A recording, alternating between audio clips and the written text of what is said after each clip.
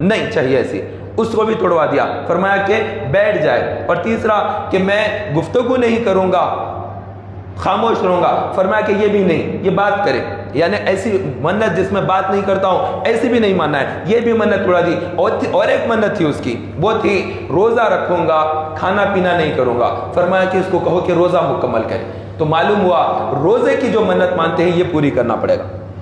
آپ نے اگر نماز کی منت مانی ہے اس کو پورا کرنا ہے۔ آپ نے کہا کہ میں صدقہ کروں گا، اس کی منت پوری کرنا ہے۔ آپ نے کہا کہ میں دھوپ میں ٹھہروں گا، میں پہاڑ پر چڑھ جاؤں گا، میں بولی میں کود جاؤں گا، میں چھاؤں میں نہیں آؤں گا، میں الٹا ٹنگ جاؤں گا، اس طرح اوٹ پٹانگ قسم کی اگر منتیں ہیں، ایسی منت کی کوئی حیثیت نہیں ہے شرعی طور پر، اس کو پورا نہیں کرنا ہے، ایسی منت کو توڑ دینا ہے، اس پہ کوئی گناہ بھی نہیں ہے، ایسی منت ماننا ہی نہیں چاہیے۔ ایسی بات جو قسم اٹھا لیتے ہیں، ایسی عجیب و غریب قسمیں کھاتے ہیں جو قسم بنتی نہیں شریعت میں، ایسی قسمیں کھا لیتے ہیں، کہتے ہیں کہ میں قسم کھا رہا ہوں ان کے گھر میں قدم نہیں رکھوں گا۔ اب وہ مسلمان ہیں، اب ان کے گھر میں انتقال ہو گیا ہے، اب آپ قدم نہیں رکھیں گے، ایسی قسم کھا لیا آپ نے، یہ تو قسم کو توڑنا پڑے گا۔ اب اس کے اوپر قسم توڑنا، توبہ کرنا، 10 آدمی کو پھر کھانا کھلانا یا پھر اس کو کپڑا دینا اتنا، یہ ساری چیزیں ہیں، تو یہ قسم کا کفارہ آتا ہے، تو ہانی کہتے ہیں اس کو، یعنی قسم کو جو توڑ دینا ہے۔ اور ایک دوسری چیز یہ ہوتی ہے، بعض دفعہ آدمی قسم کھاتا ہے کہ میں جاؤں گا، جا کر وہاں پر 100 آدمی کو کھانا کھلاؤں گا، فلاں درگاہ پہ جا کر وہ درگاہ کے اندر یہ کام کروں گا، تو اب میرا رستہ تکمیل ہو گیا تو یہ کروں گا۔ وہ جو غریب نواز کی بارگاہ میں منت مان لیا، یا نظام الدین اولیاء کی بارگاہ میں منت مان لیا، یا کسی بھی درگاہ کے بارے میں منت مان لیا، تو یہ جو درگاہ کے اندر جو منت مانی جاتی ہے یہ منت عرفی ہوتی ہے۔ کون سی ہوتی ہے؟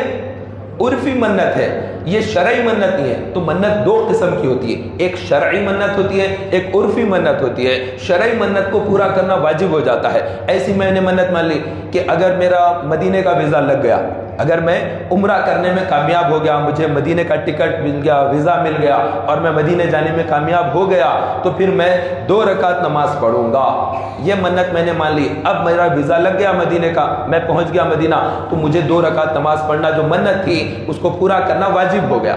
ایسے ہی منت مانی کہ ہمارا مقدمہ چل رہا ہے کورٹ کے اندر، ہائی کورٹ میں، سپریم کورٹ میں، سول کورٹ میں، کوئی نہ کوئی کورٹ کچہری میں، اگر میں وہاں پر کورٹ میں کامیاب ہو گیا، مقدمہ جیت گیا، تو پھر میں یہ 3 دن کا روزہ رکھوں گا یا یاسین شریف پڑھوں گا، کچھ بھی ایسی منت مان لی، تو یہ شرعی منت ہو گئی۔ اب مقدمہ جیت گئے کورٹ کے اندر، فیصلہ جج نے آپ کے حصے میں دے دیا، تو اب کیا کریں؟ آپ نے وہ روزہ رکھنا ہے، روزہ رکھیں۔ اگر منت مانی تھی کہ یاسین شریف پڑھوں گا تو یاسین شریف پڑھیں۔ اگر منت یہ مان لی کہ مکمل قرآن پڑھوں گا تو اب آپ کو بیٹھنا پڑے گا، پورا قرآن مکمل کرنا پڑے گا۔ نہیں کریں گے تو گناہ گار ہوں گے، کیونکہ منت مانتے وقت تو وہ نفل ہوتی ہے منت، لیکن جیسے ہی وہ منت پوری ہو جاتی ہے اس پر عمل کرنا، اس کو پورا کرنا شرعاً واجب ہو جاتا ہے۔ تو ایسی چیز کو چھوڑیں گے تو گناہ گار ہوں گے، واجب کا ترک گناہ ہے۔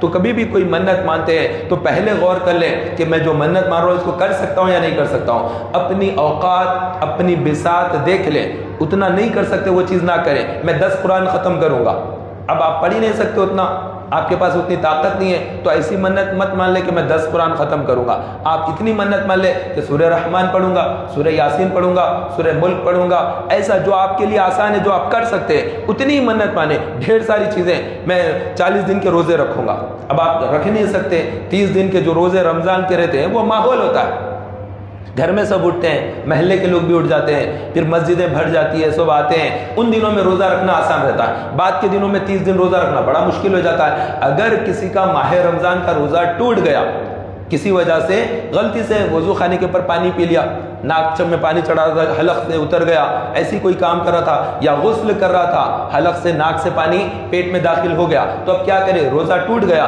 تو ایسا بندہ جس کے رمضان کے اندر کا روزہ ٹوٹ گیا، اس کے لیے حکم ہے کہ وہ ماہ رمضان ختم ہونے کے بعد ماہ شوال کے اندر اس روزے کا قضا کر لے، یعنی ایک روزہ ٹوٹ گیا تو ایک روزہ قضا کر لے گا۔ ایسے ہی اگر کوئی چیز وہاں پر غلطی ہو گئی جس سے روزہ ٹوٹ گیا، بارش ہو رہی تھی، اولے گر رہے تھے، تو وہ خوشی کے اندر اولا اٹھایا اور منہ میں ڈال لیا اور حلق سے اتر گیا، اب کیا ہوگا؟ روزہ ٹوٹ گیا۔ اس کے اندر یہ مزے کی خاطر نہیں کیا ہے، جان بوجھ کر نہیں کیا ہے، بس ایسے ہی کھا لیں گے، اور پھر روزہ بھی یاد ہے تو روزہ ٹوٹ گیا، روزہ یاد نہیں تھا تو روزہ نہیں ٹوٹا۔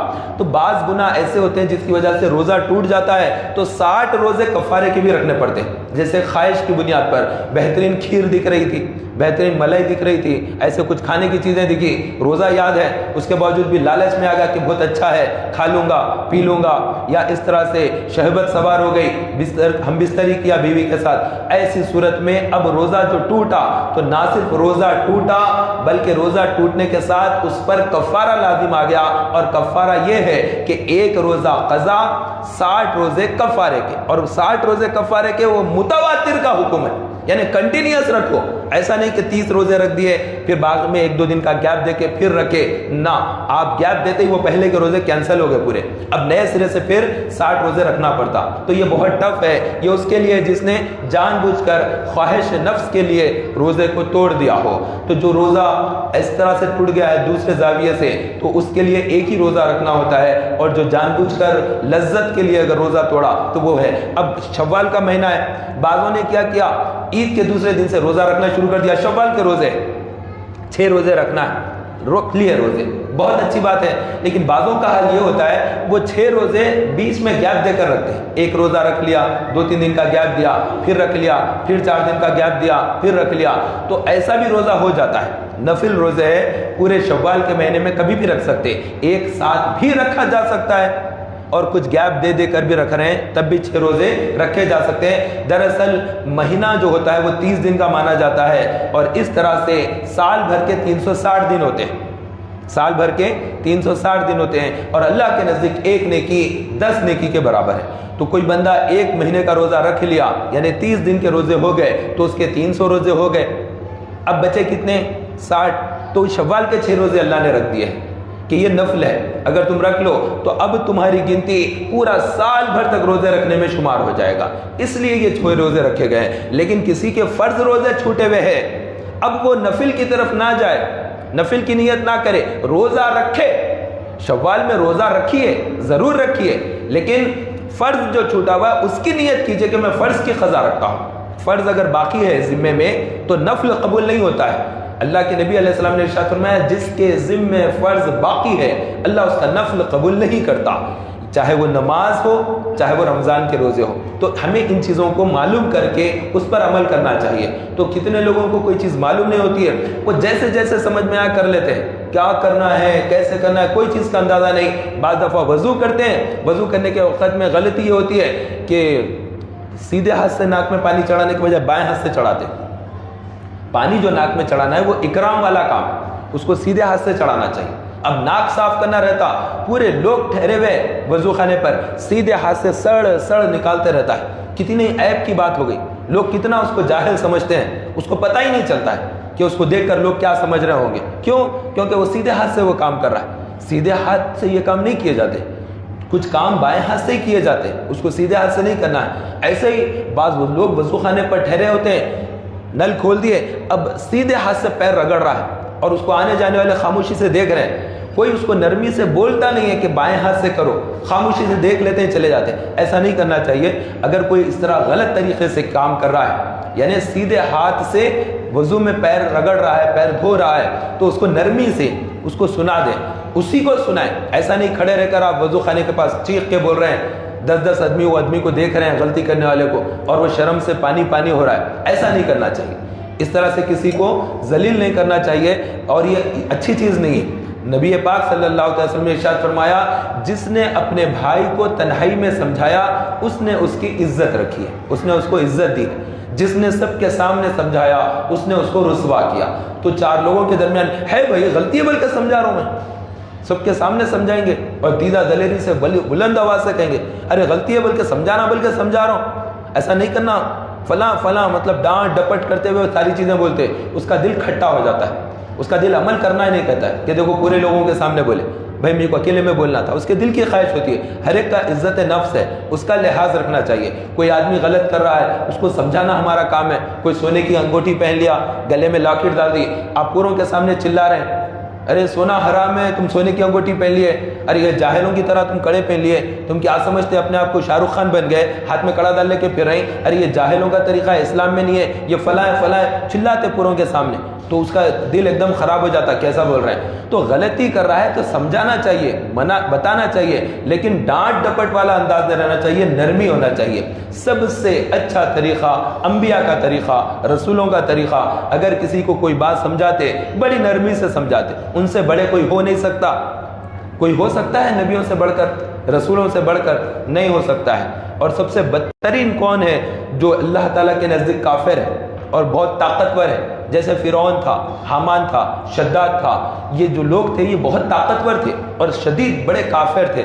ان کو بھی جب سمجھانا ہوتا تو رسول ان سے بھی نرمی سے بات کرتے تھے. اب آپ اندازہ لگا لیے اس کے اوپر، سمجھنے والے کے لیے اشارہ کافی ہے کہ سب سے بڑا کافر فرعون ہے، اس کو سمجھا رہے ہیں اللہ کے نبی حضرت موسیٰ علیہ السلام. تو اللہ تعالیٰ فرما رہا ہے کہ اے موسیٰ نرمی سے سمجھاؤ. اب فرعون سے بدتر تو نہیں ہے جس کو آپ سمجھا رہے ہیں، اور آپ موسیٰ سے افضل نہیں ہو سکتے. ہم کوئی ہو سکتے نہیں، سمجھیں گے تو کافر ہو جائیں گے. نبی سے افضل کوئی امتی ہو نہیں سکتا، چاہے وہ ابو بکر کیوں نہ ہو جائے، عمر کیوں نہ ہو جائے. حالانکہ ان کا مقام اور مرتبہ ساری امت میں افضل ہے. وہ لوگ، یہ دو شخصیتیں ساری امت میں سب سے افضل ترین شخصیتیں جو ہے وہ ابو بکر اور عمر ہے. اسی لیے ان کو شیخین کہا جاتا ہے. یہ شیخین ہیں اور ان کا مزار کہاں ہے؟ رسول پاک صلی اللہ علیہ وسلم کے مزار کے پاس ہی ہے. اس سے بڑی بات اور کیا ہونا چاہیے؟ اس سے ایک آدمی ایک منٹ کے لیے مدینہ جانے کے لیے تڑپتا ہے، مدینے کی حاضری کے لیے تڑپتا ہے. وہ سینکڑوں سال سے کس کے ساتھ میں ہے؟ حضور صلی اللہ علیہ وسلم کے ساتھ میں ہے. وہ دو ہستیاں ہیں، ان کا مقام اور مرتبہ سب سے بلند ہے، لیکن وہ بھی کسی نبی کے برابر نہیں ہو سکتے. چاہے وہ یوشع بن نون کیوں نہ ہو، چاہے وہ حضرت آدم علیہ السلام ہو کہ عیسیٰ علیہ السلام ہو، یا کوئی بھی نبی اور کوئی بھی رسول ہو. سب سے مرتبے میں نبیوں کے جو مرتبے ہے وہ بہت بلند ہے. اس میں بھی درجے ہے، کوئی اعلیٰ درجے پہ ہے، کوئی کم درجے پہ ہے، لیکن جو سب سے کم درجے پر ہے وہ درجوں میں رسول ہوتے ہیں. تو اس میں سے بھی اور اگر کم درجہ ہوتا ہے تو وہ نبی ہوتے ہیں. نبیوں سے بھی اگر نیچے کا درجہ ہوتا ہے تو وہ صحابہ ہوتے ہیں. صحابہ سے نیچے کا جو درجہ ہوتا ہے اس میں پھر اولیاء کی جماعت آتی ہے. تو ہمارا تو کوئی شمار ہی نہیں ہے. ہمارا شمار مومن ہو جائے تو بہت بڑی بات ہے. ایمان ہمارا اگر قائم رہ گیا یہ بھی بہت بڑی بات ہے کہ ہم مومن ہیں. ایمان پر اگر خاتمہ مل جائے تو ہم کامیاب اور کامران. کلمے پر خاتمہ مل جائے تو ہمارے لیے فلاح بہبودی سب کچھ ہے ہمارے لیے. اتنا ہی کچھ کم نہیں ہے کہ ایمان کے ساتھ دنیا سے رخصت ہو جائیں. تو ہم اس دنیا کے مسافر ہیں اور اس دنیا میں ہمیں جو کام کاج کرنا ہے شریعت کی روشنی کے لیے وہ وضو اندر لا کر رکھنا رہتا ہے انہیں. تو آپ دیکھیں گے انہیں سیدھے ہاتھ سے چپل اٹھا لیتے ہیں. اب کئی لوگ دیکھتے ہیں کہ دیکھو ابھی وضو کیا اور سیدھے ہاتھ سے چپل پکڑا ہوا ہے. دو چپلوں کو سیدھے ہاتھ سے پکڑتا ہے اور بایاں ہاتھ ہلاتے ہوئے آتا ہے. بعض دفعہ بائیں ہاتھ میں کوئی چیز پکڑ لیتا ہے، ایسا لگا لیتا ہے، کوئی کتاب ہوتی ہے کوئی چیز، تو اس کو چپل تو بائیں ہاتھ سے پکڑنا چاہیے. چپل کو کس ہاتھ سے پکڑنا چاہیے؟ بائیں ہاتھ سے. لیکن لیفٹ ہینڈ سے نہیں پکڑتا، چپل کو رائٹ ہینڈ سے پکڑ لیتا ہے. یہ ایسی چیزیں نہیں کرنا چاہیے. ہمارا دماغ بالکل شارپ ہونا چاہیے کہ میں جو کر رہا ہوں یہ صحیح ہے کہ غلط ہے. بعض دفعہ لوگ کہتے ہیں سلام، میرا سلام ان تک پہنچا دیجئے. کہاں جا رہے ہیں آپ؟ تو وہ کہے گا کہ میں جو ہے اجمیر جا رہا ہوں. تو بارگاہ میں سلام میرا کہہ دیجئے. تو وہ فوری سے کیا کہتا ہے؟ وعلیکم السلام. ارے بابا دیکھو کب کہا ہے سلام؟ اس کو سلام کیا ہے جو وعلیکم السلام کہہ رہا ہے. اس کو تو کہا کہ تم سلام پہنچا دینا. تو اس کا کیا چاہیے اس کو؟ جی انشاءاللہ کہنا چاہیے. وہ انشاءاللہ نہیں کہتے. آپ ان سے کہیں گے مدینہ جا رہے ہیں، ارے میرا سلام رسول پاک صلی اللہ علیہ وسلم کی بارگاہ میں کہہ دیجئے، وعلیکم السلام بتا. اب اس کو کیا بولیں گے؟ اب یہ بیچارہ کرے گا کیا؟ تو ایسی چیزیں کرتے ہیں. ایسا نہیں ہونا چاہیے. ہم کو بالکل جو بات ہو رہی ہے اس کو سمجھنا چاہیے کہ سامنے والا کیا بول رہا ہے. ہم کو اس کا پرفیکٹ جواب دینا چاہیے. وہ سلام پہنچا دے کہے تو انشاءاللہ کہنا. اب انشاءاللہ جب کہہ دیے تو پھر سلام کو پہنچانا واجب ہو گیا ہے کہ میں پہنچاؤں گا، بلکہ وعدہ کر لیا ہے آپ نے، تو پھر وہاں پر پہنچانا. نہیں آپ کو اگر یاد نہیں رہتا تو اسی وقت میں انشاءاللہ یاد رہا تو پہنچا دوں گا. یہ جملہ ساتھ میں کہہ دینا تاکہ ہماری سیفٹی رہ جائے کہ بھئی یاد رہے گا تو پہنچا دوں گا. ایک قید کے ساتھ اس بات کو یس بھی کرنا ہے تو ساتھ میں تھوڑی سی قید بھی لگا دینا ہے کہ بھئی میں پہنچا دوں گا لیکن انشاءاللہ یاد رہا تو ضرور پہنچا دے رہا ہوں. وہ بھی کہے گا ماشاءاللہ ماشاءاللہ کہے گا، لیکن ہم نے جو قید لگا دی اس کو نہیں اندازہ ہوگا. تو ہم اپنا ایک زاویہ رکھنا چاہیے. بعض دفعہ کیا ہوتا ہے، ایک شخص آتا ہے آ کر کہتا ہے وہ میں گیا تھا بامبے گیا تھا تو فلاں آپ کے دوست ملے، انہوں آپ کو سلام بولے. آپ کے دوست ملے بامبے میں، انہوں آپ کو سلام بولے تو فوری سے کیا کہتا ہے؟ وعلیکم السلام بولتا ہے۔ وعلیکم السلام کب کہنا ہوتا ہے؟ کوئی سلام کرے تو اس کو جواب میں دیتے ہیں وعلیکم السلام، لیکن یہاں پر کیا ہونا چاہیے؟ علیکہ وعلیہ السلام کہنا چاہیے، تجھ پہ بھی سلام اور اس پر بھی سلام۔ اللہ کے نبی علیہ السلام کے پاس ایک شخص حاضر آیا اور آ کر کہا کہ یا رسول اللہ میرے والد نے آپ کو سلام کہا ہے۔ آپ غور کر رہے ہیں بات کو؟ دربار نبوی شریف میں حاضر ایک آدمی آیا اور آ کر کہنے لگا کہ یا رسول اللہ میرے والد ماجد نے آپ کی خدمت بابرکت میں سلام عرض کیا ہے، تو ارشاد فرمایا تجھ پر سلام اور تیرے والد پر بھی سلام۔ یہ جواب دیا، علیکہ و علیہ السلام کہنا چاہیے۔ کوئی اگر ہم پر سلام کہے تو جو لے کر آیا اس پر بھی سلام ہو اور جس نے سلام جو ہے بھیجا ہے اس پر بھی سلام ہو۔ یہ باتیں بہت اہم ہوتی ہیں، تو اس کا ہم کو خاص طور پر خیال رکھنا چاہیے۔ بعض دفعہ یہ ہوتا ہے کہ کوئی خط لکھ دیتا ہے تو خط کے اندر السلام علیکم لکھا رہتا ہے، تو ہم خط پڑھتے ہیں، پڑھ کر جواب نہیں دیتے ہیں، تو اسی وقت میں وعلیکم السلام کہہ دیں، خط میں سلام ہو۔ ایسے ہی بعض دفعہ کوئی، ابھی تو ایس ایم ایس کا سسٹم شروع ہو گیا، پہلے خطوط آیا جایا کرتے تھے، اب تو ایس ایم ایس آتا ہے، ایس ایم ایس میں السلام علیکم بول کے آتا ہے، تو آپ اس کا جواب فوری سے دے دیں وعلیکم السلام، یا تو فوٹو وغیرہ بنے ہوئے رہتے ہیں اس طرح سے، ایموج وغیرہ کیا کہتے ہیں وہ بھی بھیج دیں گے، سلام ہو جائے گا، جواب ہو جائے گا۔ سلام کرنا تو سنت ہے، اس کا جواب دینا واجب ہے، جواب نہیں دیں گے تو گناہ گار ہوں گے۔ لہٰذا لیکن یہ ضروری نہیں ہے کہ جس نے سلام کیا ہے اس کو لیٹر کے ساتھ ہی یا ایس ایم ایس کے ساتھ ہی جواب دے، آپ زبانی طور پر بھی کہہ دیں وعلیکم السلام تو سلام کا جواب ہو گیا ہے۔ آپ کو کوئی ریکارڈنگ کر کے کہتے ہیں السلام علیکم میرا یہ مسئلہ ہے، یہ پوچھنا تھا، روزے کا یہ مسئلہ تھا، حج کا مسئلہ تھا، زکوٰۃ کا تھا، یا ہمارے والد کا انتقال ہو گیا، والدہ پوچھ رہے ہیں کتنے دن عدت کے رہتے ہیں، اس کا کیا کرنا ہے، ایسا کچھ بھی ریکارڈنگ آتی ہے تو اس میں آپ وعلیکم السلام کہہ کر ریکارڈنگ کا جواب دے دیں، یا کوئی بھی ایسا معاملہ ہوتا ہے تو ہم سلام کا جواب دینے کے عادی بن جائے۔ اللہ کے نبی علیہ السلام کی بارگاہ میں ایک شخص آیا، سلام نہیں کیا، سیدھا اندر آ کر بیٹھ گیا۔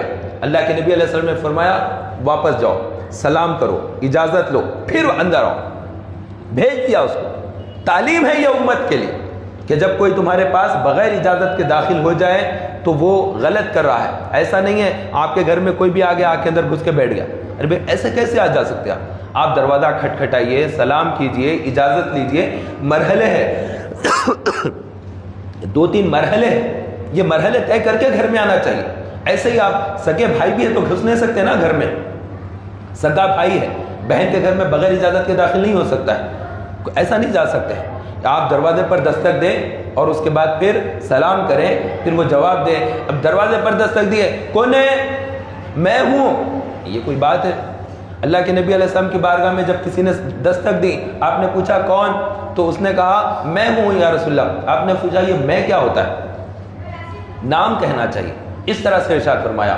تو انا، میں، یہ چیزیں نہ کہیں بلکہ اپنا نام کہیں، میں عبد القادر ہوں، میں عبد الباسط ہوں، میں عبد الرؤوف ہوں، آپ کا جو بھی نام ہے آپ نام بتائیے، میں ہوں وہ فلاں کے۔ اب میری آواز کو پہچان لو یا ایسے غیب سے پہچان لو، یہ تو پہلیاں نہیں ہوتی ہے نا، اس طرح نہیں۔ بعض لوگ فون کریں گے، فون کر کے کہیں گے پہچانے آپ میرے کو، ارے بابا اب یہ کون سے پہلی بوجھنے کا ٹائم ہے، یہاں پہ وقت ہی نہیں ہے، بات کرنے کا ٹائم مشکل سے ہو رہا ہے، نہیں پہچانے نہیں، میرا نمبر نہیں ہے آپ کے پاس، اتنی سب چیزوں کی ضرورت نہیں ہے۔ آپ اپنا نام بتا دیجئے، محلہ بتا دیجئے، بات کر دیجئے، وہ جو بات ہے اسپاٹ پہ بول دیجئے، ختم ہو جائے گا۔ اور بعض نے السلام علیکم، مجھے آپ سے ایک بات پوچھنا ہے، کیا آپ بتائیں گے؟ بابا اتنا پوچھنے کے بجائے آپ سوال ہی کر دیتے نا، جواب ہو جاتا تھا۔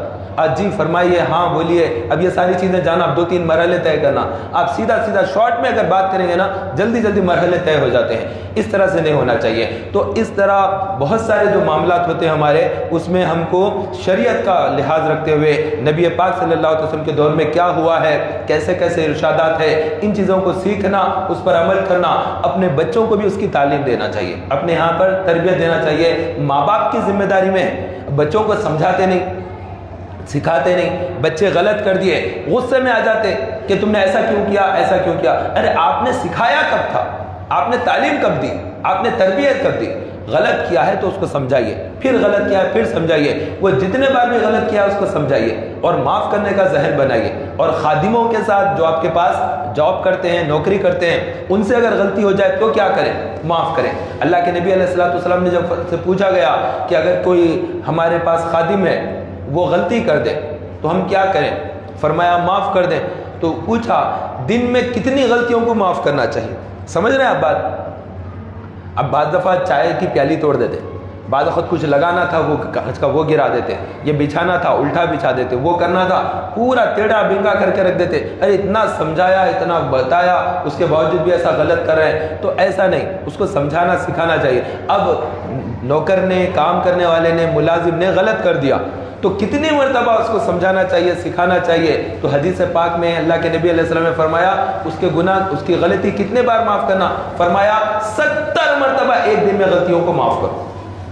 کتنی بڑی بات ہے بولیے آپ. غلطی کر رہا ہے بندہ, غلطی کر رہا ہے تو ایک بار معاف کیا, 2 بار معاف کیا, 10 بار معاف کیا, نا نا نا نا نا, آپ 70 مرتبہ بھی وہ غلطی کیا ہے تو معاف کر دو. اتنا زیادہ معافی کا اللہ کے نبی علیہ السلام نے ہمیں حکم دیا ہے.